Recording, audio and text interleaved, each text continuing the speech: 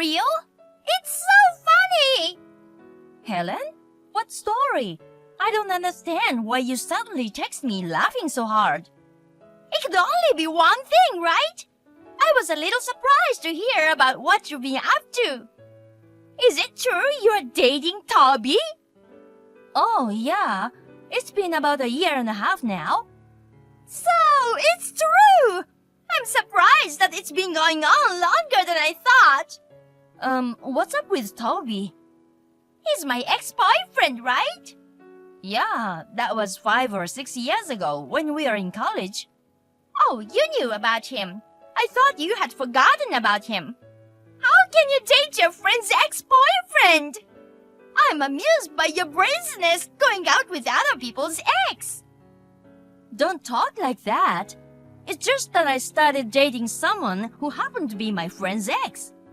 Even you once dated the ex-boyfriend of someone we know. Oh, I did?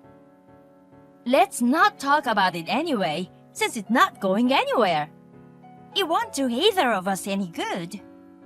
Ah, okay. So? Huh? You seemed pretty surprised when you found out I was going out with Toby. Was it important enough to text me? Because, it's that Toby. That? I've seen his parents' house. His parents' house? It's a one-story house, very shabby. Oh, that place. So, you've seen it? You're so brave not to break up after seeing it. Not only have I seen it, I've been there a few times. I mean, that's not Toby's parents' house. It's a rental place that Toby rents. Oh, he's renting it? You mean he's renting it to live in alone? Yeah, that's right. I see. Living alone usually means renting an apartment. But since his hobby is bodybuilding, he looked for a place where he could do it without worrying about the noise of dropping the weights, and that's where he ended up. He chose a place that is just outside of downtown so that he can reach his goal of 10,000 steps a day, so the rent is not much different from renting an apartment downtown. He's next to me right now and just told me that. I guess he's still a musclehead, huh? So, you're with him now. We're on a date. Oh my, I'm sorry to have disturbed you. No, it's okay. I'm fine. Since Toby lives in a shabby house, he probably wouldn't take you anywhere worthwhile on a date anyway. It wouldn't matter if we were in college, but it's tough to go on a date at the park as an adult, isn't it? Oh, me too. I have a date with my boyfriend now. He's a hot guy who is nothing compared to a low-level guy like Toby. We are going out to dinner tonight at a fancy restaurant with a great view. Wow, that's great. See you later. Hey, Kate. Are you seriously gonna continue going out with Toby? What? Why? A man with no future like that. His salary isn't that much, right? Well, it's fine if I continue to work as before. I like working too. I guess I never really cared. What? It's so sad that you can't be a housewife. You're so insistent about liking to work. Compared to that, my boyfriend is a handsome, hot man with an annual income of $200,000. I remember your dream was to marry into wealth. That's right. I'll tell you now, that's the reason why Toby and I broke up. Is that so? Let's go back to what we talked about today. Toby is poor, right? I went out with him in college because he had good grades and I was hoping he'd be a good earner. But after job hunting, he got a job offer from a small company. I realized that people who are born poor will always be poor. You know what? I work for the same company as Toby. The situation is very different between a man who has to provide for a woman and a woman who has to be supported, isn't it? I don't think it's always like that. Yeah, but from what I heard today, he's still living in that shabby house even after he got a job, right? I broke up with him because he has no future in that sense. I wouldn't want to use that dump even if it were a warehouse. It was a good decision to break up with him. Money isn't everything. Toby likes that house too. That's why he's been living there all these years. Besides, I'm in a relationship with Toby because I'm attracted to his personality. Well, that's okay. The happiest thing for a woman is to marry a high achiever and become a housewife. You've given up on that and now your life is all over. I wouldn't stop working even if I married someone with money. I'm not trying to put down stay-at-home housewives, but women who like to work, it's not so strange. Yes, you're a sore loser. Bye-bye then. Kate, is this a good time? Yeah, sure. We're planning to go look for a place to rent together. Yes? If we are gonna do that, why don't we just buy a house? Huh? Buying a house? I wonder if that's a good idea. According to the boss, after we get married, we'll be assigned to departments that require business trips but no transfers. Even if we have to move, if we own a house, we can rent it out and make some income. Yeah, well, I think it's understandable. But, I'm not worried about moving or anything. I'm talking about the premise of it in the first place. Huh? I'm sorry if this offends you, but it's important, so I'll say it. Yeah, that's fine. You can say whatever you want. Thank you. Well, to be honest, neither of us have the best paying jobs. Of course, it's enough to get by, but when it comes to buying a house, I think it would be better to save up for a down payment at least. Oh. Huh? I'm sorry, did I offend you? But I have to be clear about this. I'm sorry. I'm not angry. I spoke in the wrong order. Oh, what? I already have the money to buy the house. Oh, really? It's spread out over several accounts, and there's about $3 million in total, so I can pay in cash in one lump sum from that. 3. What? Oh, I was so surprised I hit enter too soon. You're careless. Which one of us is careless? I've never heard of anyone having such a tremendous amount of money before. What kind of money is it? It's not a lottery ticket, is it? It's so much money, I can't believe it, and my heart is pounding. Oh, sorry.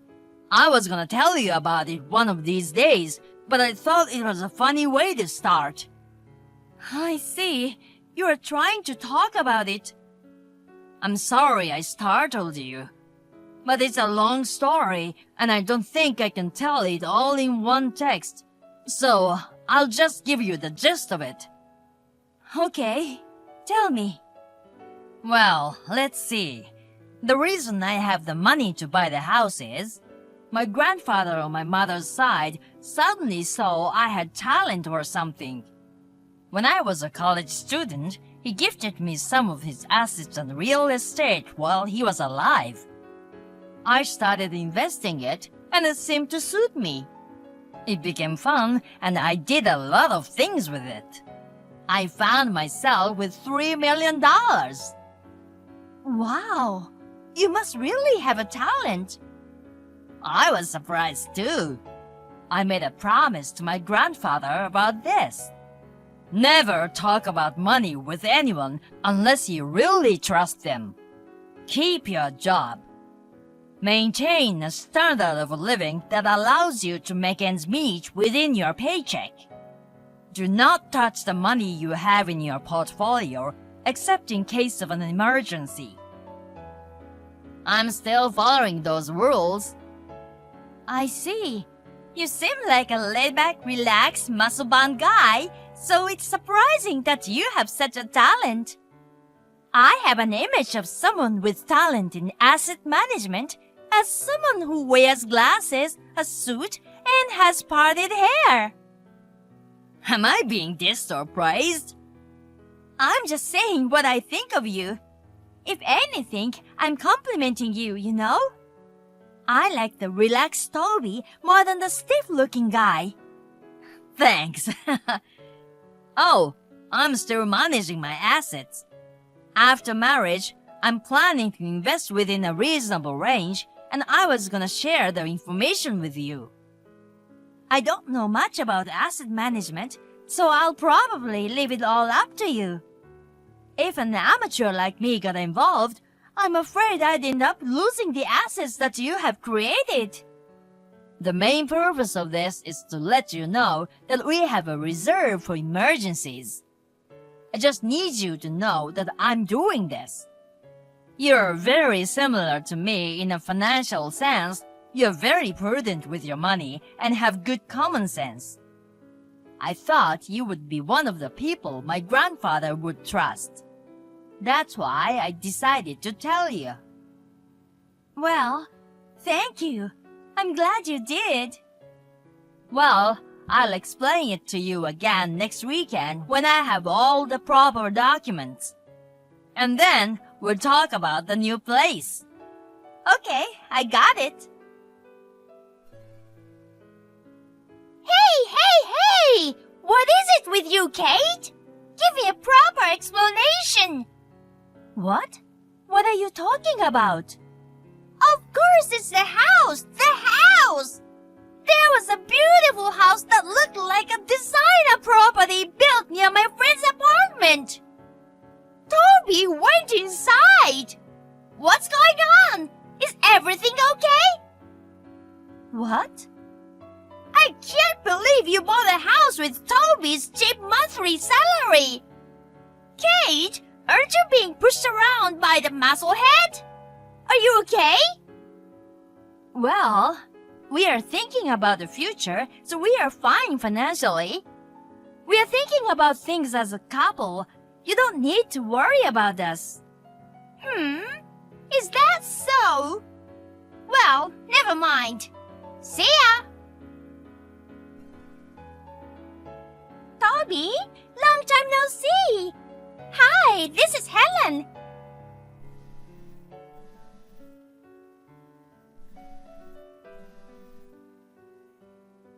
What is it now? I have no reason to talk to you. Don't say that. We're friends, aren't we? What the hell are you talking about when you say we are friends? When I was in college, you mistook the house I rented to live alone in for my parents' house and left me. At least we are not the kind of friends who put heart marks at the end of words. I think you've got a wrong guy. No, I don't. I'm not mistaking you for someone else. I'm talking to you. I'm sorry for what I did to you. I was so blind. I'm so sick of it. The boyfriend I was dating was in debt. I thought he made $200,000 a year, but he said the sum of his parents and his own debt was $200,000. So? You know what? I've broken up with that worthless guy. I want to get back together with you. Aren't you happy? What? You built a house, didn't you? Your wealthy grandfather built it for you, didn't he? What? Why would he do that? You don't have to pretend anymore. I did some premarital research on you. And then it seems that your grandfather was a wealthy man. You yourself are a man of small means, but you're in a position to get your grandfather's inheritance eventually, right? You have about 3 million in savings. Do you know how long it's been since we broke up? You lived in a rundown house, even though you were a rich kid. Of course, I would misunderstand. If I had known you had $3 million in savings, I never would have broken up with you. Well, now that that's settled, I'll marry you right now. Toby, I heard you were very sad when I broke up with you. You still love me, don't you? Huh? I'm in front of your new house. I brought the marriage certificate. I'm already married. What?